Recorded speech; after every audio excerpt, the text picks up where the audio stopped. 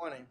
Hope everyone is doing well. Thank you for joining us for our board briefing. At this time, Mr. Superintendent, do we have any public comments or presentations? Okay, not today. All right. At this time, we will take a moment to review the agenda to give board members an opportunity to ask questions or make comments.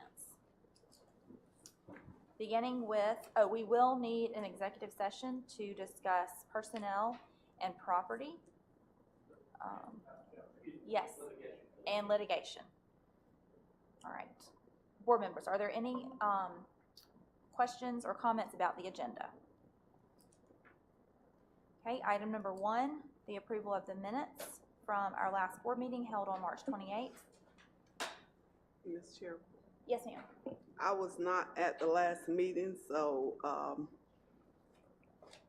got the information when I read it with Mr. Bullitt retired, and I just must say, since I wasn't here, can I say no? Can I vote no now? I'll second that motion. But that our district is going to be have a hole in it, so I know you'll be looking for. Nobody can ever fill your shoes, Mr. Bullitt, but I know we'll be looking for someone at least half as knowledgeable of the district and the care and heart that he has for education. So you're gonna be missed. I'm gonna call you, but just wanted to say that since I was not able to say that on the last meeting. Yeah, thank you. Questions or comments about item number 1, consideration of recommendation for the employment of personnel? No. Item number 3, consideration of recommendation for the release of personnel. Item 4, consideration of recommendation to approve the 2024-2025 reappointment book. Item number 5, consideration of recommendation to approve following consent items. A, fundraising request, and B, out-of-state request. I had a question. Okay. Mr. Dyer, it has on the agenda about cell phones. Can you explain to?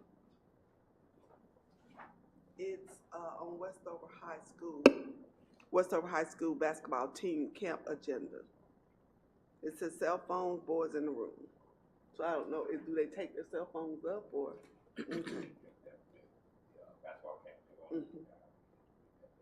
I just never seen that on there, and that's what. So if you find out, can you let us know what that meant? Thank you, sir. Okay. All right, item number 6, financial reports.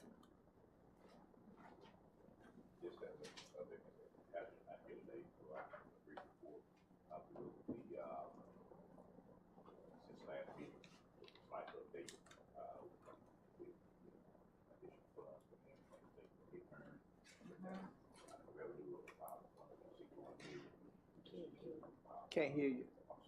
Thank you.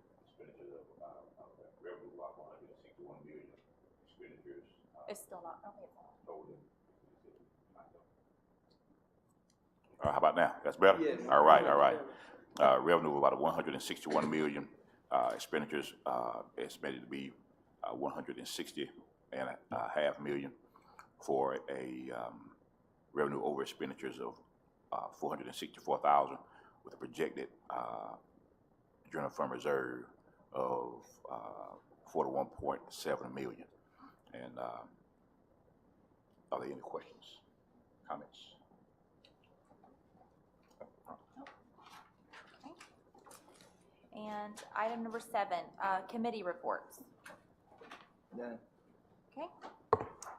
At this time, Mr. Superintendent, we will direct our attention to your report if you're ready. Yes, ma'am.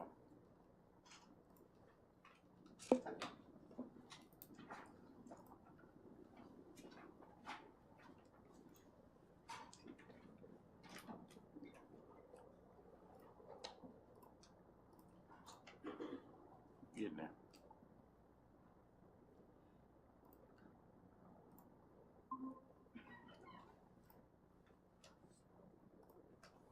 All right, Superintendent's report for April 25th, 2024. We do a brief review of our strategic plan update, looking at our rigor and relevance in our investment in human capital. FY 2025 budget development update. We discussed pre-K expansion, celebrations. We have announcements, questions, comments, and then a executive session if the board chooses for litigation, personnel, and property. Of course, the vision of the Dougherty County School System is that we're a destination school system that, in partnership with families and community stakeholders, provides quality education and social development experiences that empower its graduates to be successful and impactful contributors to society.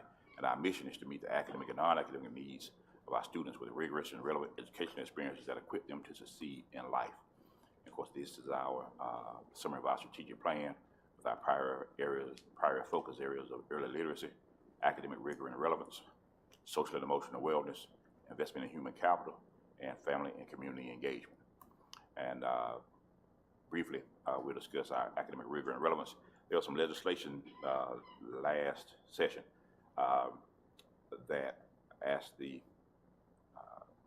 directed the State Board of Education to re-implement a single score for CCRPI. In previous years we had a single score, and then for last academic year we had a disaggregated score looking at 5 components with content mastery, progress, readiness, closing gaps, and then 4 high schools graduation rates. And in the past, they aggregated that score using a formula and gave us a single score. This year, last year, they did not do that. They kept all the scores separate, with the rationale being that when a student gets a report card, you have different subjects. So they wanted to show each subject. Some people suggest that you should still have a single score. And so the legislature passed a law that they go back to a single score beginning next school year. And so the Georgia Public Policy Foundation, who used to provide a score for CCRPI, they took it upon themselves to use the formula from the 2019 CCRPI calculation, using those same components to develop a single score for school systems in Georgia. And just so you'll get a glimpse of what it would have been with a single score, they used the same formula that we used in the past, and this is their rationale for it. If you look at statewide, CCRPI score for elementary schools is 75.9, 70.8 for middle schools, and 73.5 for high schools. And each category went down statewide from 2019 to 2023, 5% for elementary, 8% for middle schools, and 6.8% for high schools. This is Dougherty County School Systems CCRPI score of 2019 and 2023. We didn't have a CCRPI calculation for 2020 because of COVID, and then 2021 because of the limited number of students that participated, and then because you couldn't calculate progress or closing gaps in 2022 because you couldn't count on the 2021 numbers. The first CCRPI score we've had since 2019 is 2023, so this is a comparison. And Dougherty County School System at 73.9 for elementary, 72.5 for middle schools, and the elementary represents a 13.4% increase. Middle schools a 10.2% increase. We did have a dip in high schools, and that's a 5.4% increase. So all 10 of our 14 elementary schools saw improvement. All 4 of our middle schools saw improvement, and each of our high schools they declined. But if you look at the states, elementary went down 5%, ours went up 13.4. Middle schools went down statewide 8%, ours went up 10.2. And high schools went down 6.8%, and ours went down slightly less than that at 5.4%. I want to congratulate our teachers and our leaders, in particular our students, for the hard work after COVID for the rebound. We've discussed the rebound and the recovery we've seen in our schools, and this single score gives you another picture of that. And just so you know, our elementary schools surpassed our RESA average, and our middle schools surpassed our RESA and the state average in terms of single CCRPI score. So I've been in contact with GOSA, yes ma'am, I've been in contact with GOSA regarding calculations moving forward for next year because we want to make sure we understand what those are. And so I'll be following up with them a little later when I get that information. Our investment in human capital. Our priority area is we'll recruit, develop, and retain quality staff by providing appropriate coaching, support, and professional learning opportunities. We're going to focus on recruitment for teachers. As you know, the teacher shortage has been more challenging in recent years. And as a result, we had our first full-time HR recruiter that's paying great dividends. And we have been the first K-12 school system in Georgia to be recognized or designated an apprenticeship program by the U.S. Department of Labor. And what does that mean? That means we can have apprentices working in classrooms while they go to school and get paid. And we also have access to federal grants that will pay for their salaries as well as their education. So we can get people as early as getting out of high school or at any step along the way. And so these are the ramps that we have. We have ramp 1, they have less than 30 hours. They can start as an apprenticeship on level 1. If they have between 30 and 31 and 60 hours, then they can start on ramp 2, fewer than 90 hours. Ramp 3, and if they have 90 hours or more, they'll be a resident teacher intern, and they'll start on ramp 4. And the projected salaries that we're looking at for each of those ramps would be about 23 for ramp 1, 25 for ramp 2, 27 for ramp 3, and then ramp 4 they'll be at 30. And then when they go into year 5, they'll be a fully certified teacher, and they'll start with beginning teacher pay, which beginning next year will be $47,500. So then they would get these salaries, plus they would get their education paid for. And they'll also have access, because they'll be full-time, they have access to all of our benefits. And while they're in school, they'll be earning teacher retirement credit. So when they start their first year as a full teacher, they'll already have 4 years of service credit in our teacher retirement system. So we're trying to find ways to attract people to the profession, and this is one of the ways that we're doing that. And of course, again, we'll have access to federal grants because of our designation as a registered apprenticeship program. And these are our partners that we're working with in that endeavor. And people want to know why. We talk about the teacher shortage. And this graphic shows we contacted the University System of Georgia to find out the number of graduates who are walking across stage with a bachelor's degree in education over the last 10 years. In 2014, it was 3,233 undergraduates with an education degree. In 2023, the most recent school year, we're down to 2,033. Almost a 37% decline in the number of college students majoring and graduating in education with bachelor's degrees. And that's almost 1,200 fewer prospective teachers in the pipeline. Wonder what happened between 2014 and 2016. That was a huge drop. Yeah, I don't know. Don't know. It's when you look at the research on the different generations.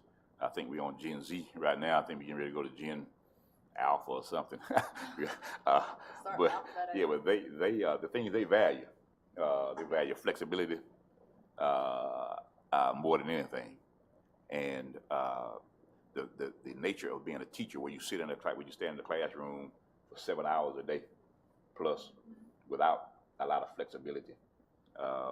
It just doesn't resonate with a lot of our younger people. I say it that way. When I talk to them about, we talk to prospective teachers or people who are considering education, they talk about the lack of flexibility. We talk about starting in the fall. You get fall break, that's 3 days. You get Thanksgiving break, that's a week. You get the winter holidays, which is 2 weeks. Then you get spring break, which is a week. And then in the summer, you get 2 months if you don't want to work summer school. If you want to work summer school, you work a month, and then you have a month off. You can plan all your travel around that, and there's plenty of flexibility. But their flexibility is they want it on demand. If I want to take off and go do something during the middle of the week, they want that flexibility. So you see a lot more remote work, and a lot of jobs that existed, that exist now, didn't exist years ago. And so the remote work options were not available. So we're competing not only with other school systems for teachers, but we're competing with other industries for people in general. And those that can provide more flexibility on the surface appear more appealing. So we have to do things to become more appealing. That's why you see us investing in a lot of the DCSS perks and other supplemental benefits that we do to ensure our employees know that they're valued, and feel that they're valued through our actions and not just our words. So this is not going to get better, I don't think. We're going to continue to struggle with the number of graduates that are coming across stage with bachelor's degrees, and this is just Georgia. The numbers are similar nationwide, but I focused on Georgia because that's where we get most of our students, most of our teachers. So it's a challenge. We monitor this information, and that's why we made the recommendation we made to enhance the way we recruit, change the way we attract our employees, because the school systems that don't are not going to be able to find quality teachers in the future. Moving to our FY25 budget development update, just a few things. Of course, we always look to maximize our revenue through our QB funding by ensuring accuracy in our FTE count coding. We're going to identify opportunities for cost efficiencies, as always, and maintain a competitive compensation structure. We have still some work to do on that. Of course, our budget, we're going to support our strategic plan priorities of early literacy, academic rigor and relevance, social and emotional wellness, investment in human capital, and our family community engagement. And we want to maintain an adequate fund balance to offset any potential decrease in revenue as the economic cycle runs through. And with a reserve of about 40, projected to be almost 41.5 million, I think we're in good shape in terms of having a hedge to protect us against any economic downturns that may come. Because if we do have an economic downturn, not hoping that we don't, but the economic cycle is the economic cycle. You're going to have growth, you're going to have retraction. We've been on a long growth ride for a while, and interest rates our inflation is being very, very stubborn, and that's a sign that things may be a little rocky moving forward. State revenue declined significantly last month, and so I hope that's just a blip on the radar, but we'll continue to monitor that. So if we do have an economic downturn, if we do suffer some budget reductions, we want to make sure we have enough revenue so we won't have to furlough teachers and lay people off, that we'll have enough reserve to help us withstand that. And that's what that's right. That's right. Other school systems may be laying off. We'll be doing furloughs. We'll have a full day, get a full check. So that's our rationale for keeping our reserve that healthy. And of course, our approach also is to leverage all funding streams, including federal and other grants. Continue our modified zero-based budgeting process to look at every program that we have to make sure that it's still effective and impactful. And if it's not, we consider whether we continue it or not. And then looking at our transition, relying less on federal support like ESSER funds, because they're sunsetting September 30th, 2024. And some school systems loaded up heavily on personnel, and now they're scrambling, trying to figure out what to do when their funding runs out. This board was wise enough to advise us not to spend a lot on personnel, but to look at one-time expenditures or expenditures to provide support temporarily. And I think we have fewer than 5 people on ESSER funding, and we're going to transition those to a general fund. They're our early literacy specialists, and we were going to continue that with general funds anyway, because that's the #1 priority on our strategic plan. State revenue, just as a summary, we received that information last Thursday, preliminary projections, and our state revenue from our QBE allocation is going to increase by almost, approximately $14.5 million, which is excellent. Part of that is $3.7 million approximately for the $2,500 salary increases that will cause the increase in the teacher pay scale. We'll receive almost $1.8 million in additional funding for the employer contribution to a state health benefit plan. Of course, that's for our certified employees, because the state partially funds that. Our equalization fund, which looks at the property tax wealth per student, is increasing by $8.2 million from $19.1 million this year to $27.3 next year. And then the offset in our local fair share, 5 mil share, we have a positive impact of almost $350,000. Local property tax revenue, we just received recently our projected and preliminary tax digest from the county tax office that shows a slight increase of about 0.2% over last year. Our current millage rate is 17.993, which was rolled back from last year's at which was at 18.096. We don't anticipate having a millage rate increase. We don't know if we'll have to roll our millage rate back, or we recommend to roll our millage rate back. Once we get our final tax digest, we'll be able to make more recommendations on that. Another issue with our budget in terms of a challenge is a teacher retirement system employer contribution.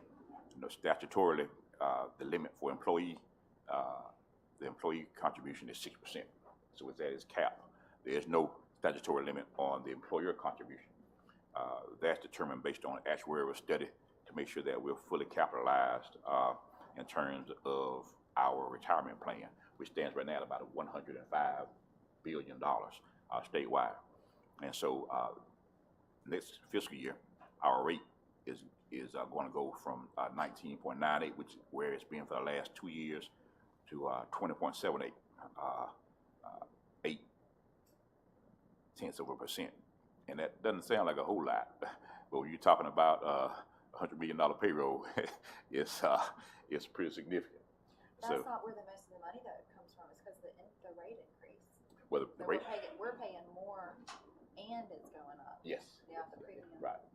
This is for teacher retirement. Yeah, this is teacher retirement. Yeah, so that's going. That's the second largest benefit in terms of the expense. That's the second largest. The number one largest, and it's a good segue, Madam Chair, to our state health benefit plan. This is for our certified employees. Of course, it's going up, but as I mentioned earlier, we're getting about a $1.8 million from QB funding to cover this for our certified employees. We still have to cover about $600,000 of unfunded state health benefit increase for our certified employees. But the biggest challenge is with our classified employees. We had some projections earlier that looked at the previous recommendation that came from the governor and was passed by the House, which phased it in over 3 years, with starting in January 2024, with the increase going up $250 per person per month, per member per month, to be $1,195 a month. And then we're supposed to go up in January 25, another $250 to $1,445 per member per month. And then we're supposed to go up again in January 26. This year, the state legislature, the Senate, but the governor recommended that same schedule. The House passed that same schedule, but the Senate moved to have the total increase go in effect in January, and so they had to go in the conference committee to resolve the differences in between the House version and the Senate version, and they compromised. It still goes up to $1,580 per member per month this January, but it gave the caveat that future increases will match the certified rate, which is scheduled to go up to $1,760 in July. So we're going to skip the $1,445, and we're going to skip. We accelerated to $1,580 per member per month. And then we're going to go to whatever the certified rate is, and right now that'll be about $21,000 per year. And so come July, of 25, we will, unless something changes in the next legislative session, we'll be paying $21,000 a year, or $1,760 per month per year rather, for our classified employee health insurance. and we get no state funding for that. That's all locally funded. And that increase, the increase alone is going to be about $6 million. Everything else being the same. $6 million, just the increase. Yes, ma'am. What's the dollar amount on the teacher retirement? Do we know yet? The dollar amount? Yeah, we were looking at percentages on the previous slide. Do we know what the, like, how The- much that's fiscal- gonna? I do have it, but I don't have it. I just give an overview right now, but I Yeah. can provide that to you. Yes, Okay. ma'am. Yeah. It's a lot. Yeah, it's a lot. It's a lot. It's basically 21% of our of our payroll, Yeah. of our salaries. The other things that included in the budget that was adopted is a $2,500 pay increase for professional and certified employees. Of course, that covers the employees that are earned in our CPI report. We have more employees than earned on that report, so we'll cover a portion of that locally. Classified staff will receive a step increase if that's applicable. And then we're looking at our increasing our minimum wage to for full-time employees to $15. The preliminary projection is a $2.6 million impact on the general fund and a $3.6 million impact overall with all of our funds. So we're continuing to look through that to look at our plan for sustainability. But when we look at that and we look at the impact of a state health benefit plan increase, we're going to be very careful as we move forward and make projections to make sure that when we recommend something, we'll be able to sustain it in future years, barring some event that none of us can predict, of course. But we are committed to getting to a $15 minimum wage as soon as we can. Yes, Mr.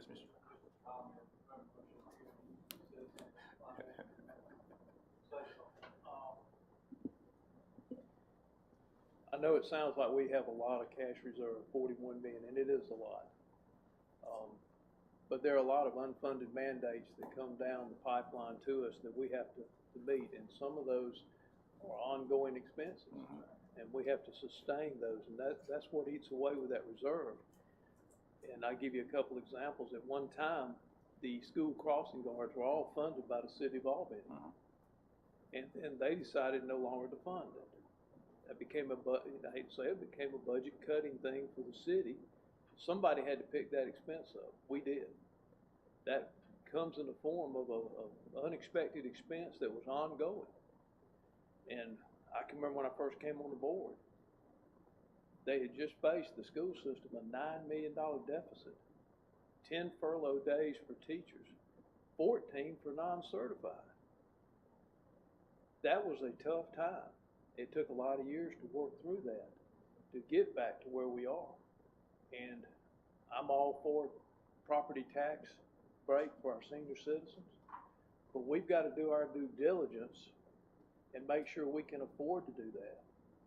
And so I know it's taken a while to get things worked through, but I appreciate that due diligence, and I believe even in that, we have to wait. Mr. Coleman, you may be able to tell me this, we still have to recommend that to our House members in the state before it can even be approved. So we've got time to do our due diligence and do it right, because decisions we make today will impact us later. We've got to be able to sustain those. So, you know, I implore board members, I know I'm a short timer at this point, but I implore you to remain diligent. Look at those things that we have to sustain over years, continue to do that. Look at, you know, I'm excited as anybody to have 41 million, but just like that, it can go. And a $2.5 million increase in expenses that are going to be every year, that's going to eat away. And we've already had to close buildings. We had to do a lot of things over the years, tough decisions to get to where we are. So we just need to be conscious of that. So thank you. I'll get off the soapbox. Thank you. All right, thank you, sir, for that. Moving forward, as we mentioned earlier, our starting pay for bachelor's degree teachers next year will be $47,500. Currently, it's $45,000, and that's not including additional funds that are available for recruitment incentives. We're still looking at compensation adjustments for our office managers, register clerks, secretaries, substitutes, as well as the custodians that we've already looked at. Then we're doing a compensation study to ensure that we offer competitive compensation packages to attract and retain top talent. Next steps will be presentation an approval of our tentative budget. We should have that slated for May. And then, of course, getting board member feedback and having public hearings and adjustments to the tentative budget if they're needed. Then presentation and adoption of our budget for FY25, which is currently scheduled for the first board meeting in June. By state law, we have to have it passed by the end of June. So we're looking at having it in the first meeting in June. So if by some reason we can't get that done, we'll still have the second meeting in June to get that done. Pre-K, we talked about pre-K. That was the #1 expansion of pre-K was the #1 priority on our strategic plan, on our legislative priority list rather for 6 years. And we were able to get 6 additional classes this year after a lot of discussion and conversation with DCAL, the Department of Early Care and Learning that governs pre-K. We have an opportunity this year to expand pre-K again with additional classes. And we have several considerations that we've been looking at. One that we want to discuss is transforming Morningside Elementary to a pre-K center, the Eastside Pre-K Center. And having the students at Morningside go to Radium, just down the street at Radium, and then a portion that live on the other side of the river going to ML King. We've done occupancy studies, and both Radium Elementary and ML King Elementary have excess capacity. The capacity right now for both schools stands at about 60%. This will put them in the upper 80%, which is still plenty of room to adjust for enrollment variances.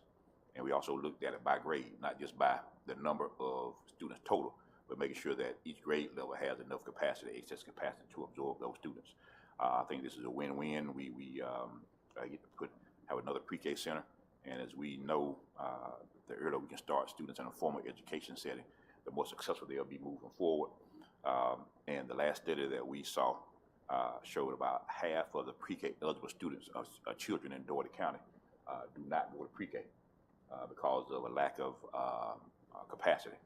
And for those centers that have vacancies in their pre-K roles, they don't provide transportation. And so transportation is a barrier for a number of our families. So even though there may be space available in some pre-K centers, if they don't provide transportation, then those families still don't have access because they can't get the children there. We provide transportation for our pre-K students throughout the county, and we think this will be a great opportunity. As we move forward with this, if the board wishes to consider this, we will need to have a couple of hearings. Well, of course, we're a charter system, so we can't waive that, but we're a charter system, but I think it's good to get public input. So I would ask the board that we will schedule the required public hearings to have discussions about this, to share this information with the public, and then take action sometime in, I think, the second meeting in May, if we get the public hearings done as we can. Any questions about this? If not, celebrations, spring break, kickoff. There's seniors, Ms. Holmes from International Studies on the front there. This is just a brief video.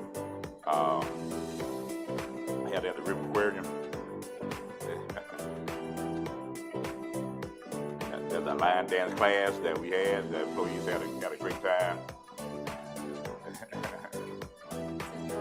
See Mr. Davis out there in the center there.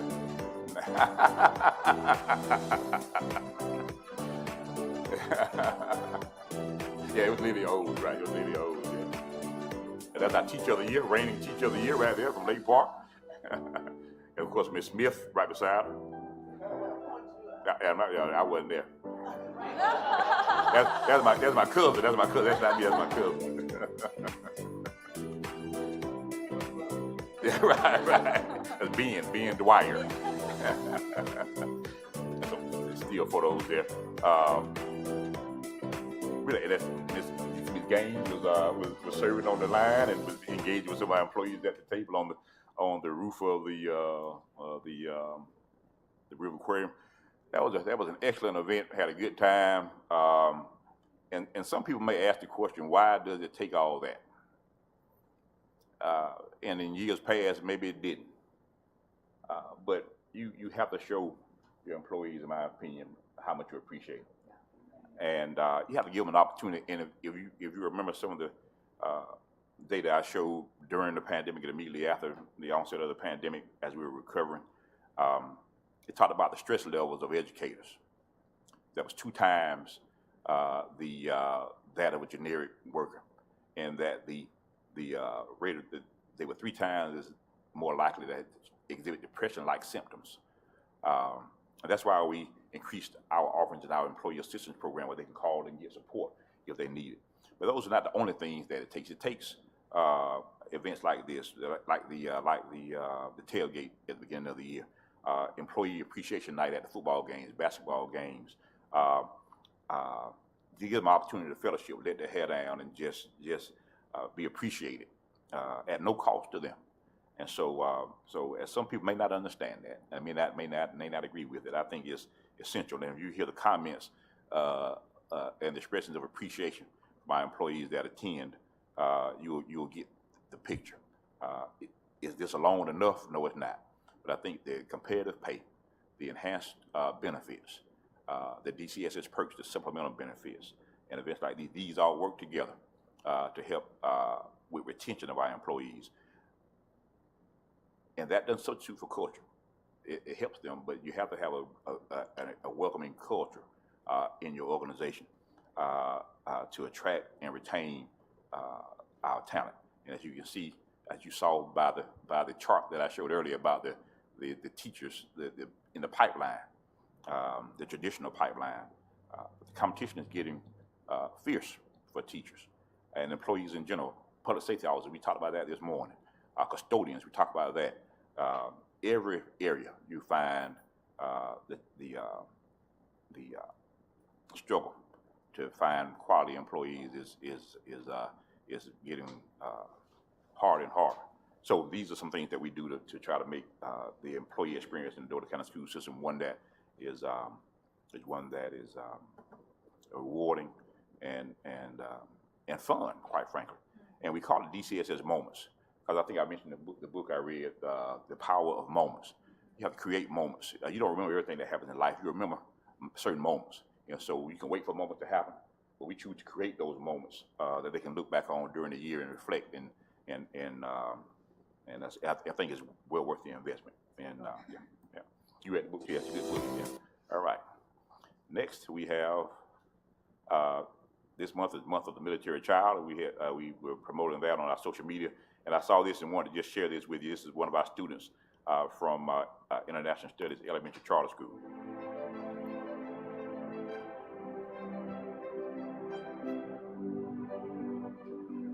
Hi, my name is Killian McKinney, and I am a military kid.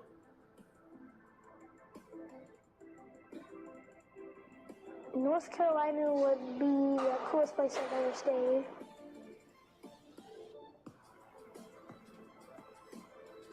It's kind of complicated, cool, and sometimes it's just kind of hard.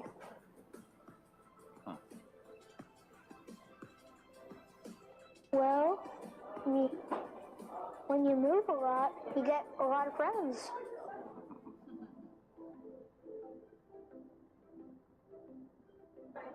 Pizza or chicken nuggets? Chicken nuggets. Chicken nuggets. Playing outside or video games? Can I say both? Both. Yeah, we can go with both. Alright, science or math? Science. Science. Alright, summer or winter? Summer. Yes, so he's a student in the winter. Some of these days, he's out there, he can stay outside and have fun and play video games more. But I want you to, we want to pay particular attention to our military families. And one thing he said that I want to lift up real quick when he said when they asked how is it being a part of a military family, he said it's complicated, it's fun, he said, and sometimes it's just hard. They can move 6 or 7 times during a student's K through 12 career. And that can be difficult. He said the good part about it, when you go to a lot of places, move a lot, you make a lot of friends. but you have to make those friends, make those connections. So we're going to, next year, we're going to focus on being very intentional in providing support for our military families, particularly the students when they come into our school system, pairing them with peer students, and to make sure that their transition into the Dougherty County school system is one that is fun and not so hard. And can you think about children of military parents when the parents get deployed and you don't know where they're going into the danger, and so you're stressed with that. And so we want to make sure we're very cognizant of that, and we make sure we raise that awareness to everyone in the school system, provide the support that can make those transitions a little less hard for our families, particularly our students. Yes. I'm gonna give a personal testimony real quick. I have 4 grandchildren, Ivy's kids, they're military, and not only do they move a lot, about every 3 years, they go to places like Watertown, Fort Polk, Louisiana, El Paso, Texas, Idaho, back to Fort Polk, Fort Benning. Such a diverse academic curriculums at all those places, so they deal with adjusting to the different, not only the culture in those areas, but the academics, the textbooks, the different approaches to education. And then on top of that, Chuck has been deployed, I think it's 5 times, once to Iraq, 4 times to Afghanistan. So 4 to 5 years, they're out of the life of the family, which leaves the mother there in all these transitions. And usually they get there for about 90 days and they're redeployed. So it's tough. So whatever we can do to aid the military families in this community and understand what they're faced with, you know, a lot of times they say the veteran is the husband, but sometimes that wife is the one holding the fort down through all that.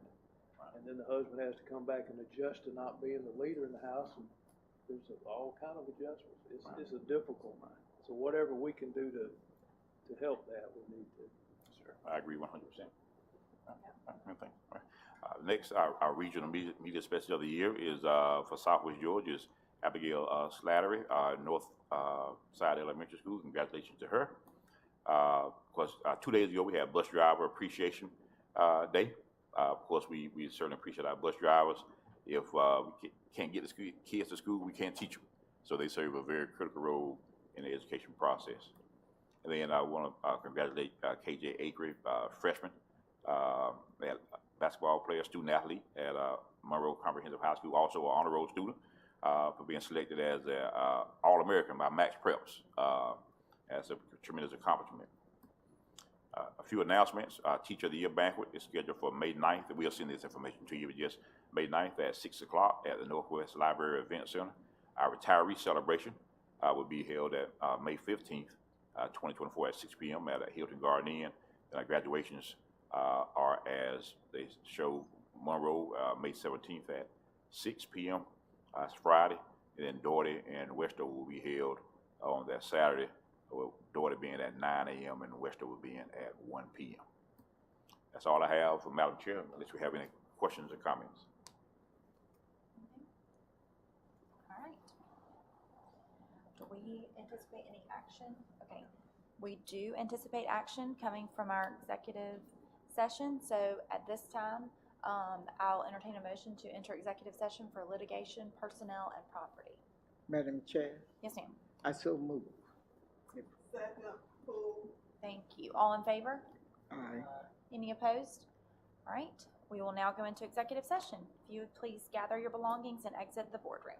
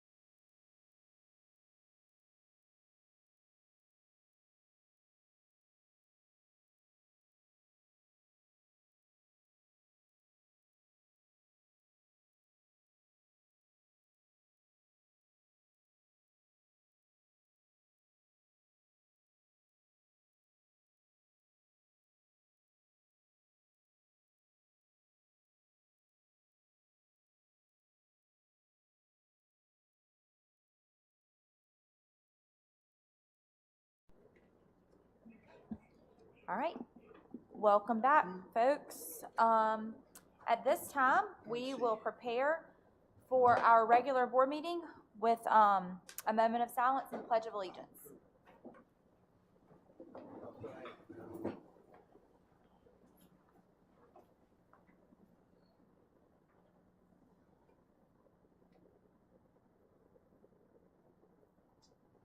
I pledge allegiance to the flag of the United States of America and to the republic for which it stands, one nation, under God, indivisible, with liberty and justice for all.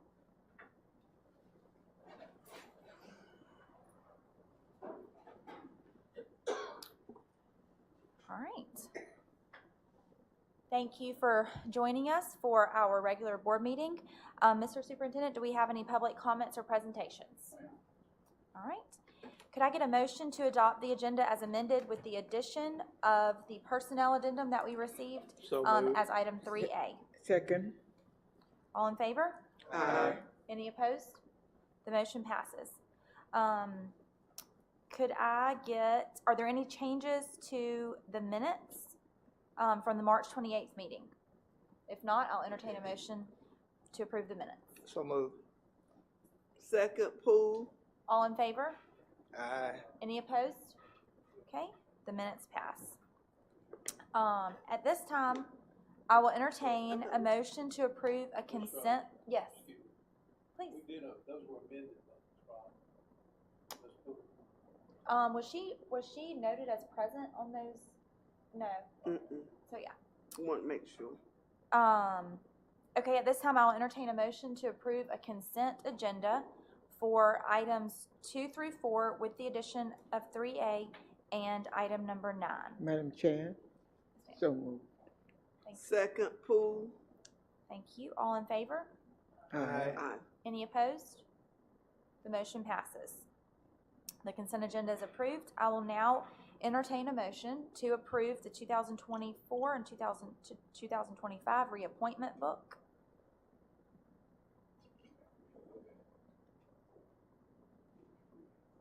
Second. Oh, yeah, we did. Okay. Sorry, y'all. It's already been approved as item number 4. Okay, at this time, do we have any other business? Just a reminder about the chamber event tonight. That's right. Commerce annual meeting, those that said they want to attend that tonight at 6 o'clock Mhm. on the bricks at the farm team.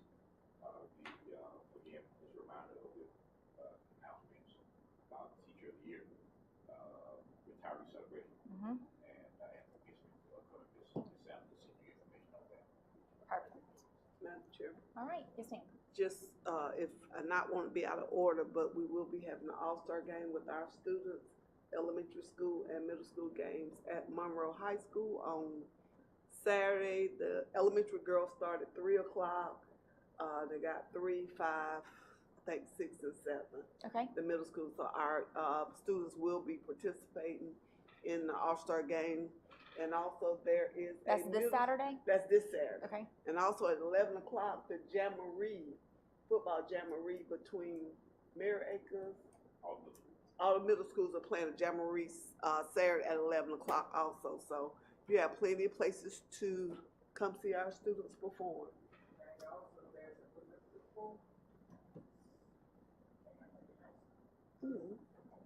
Okay. Didn't know about that one. Thank you. All right. Lots of things to keep us busy. Okay. Thank you all for your time and attention. I will now entertain a motion to adjourn the meeting. Motion to adjourn, Poole. All in favor? Aye. Any opposed? We're now adjourned.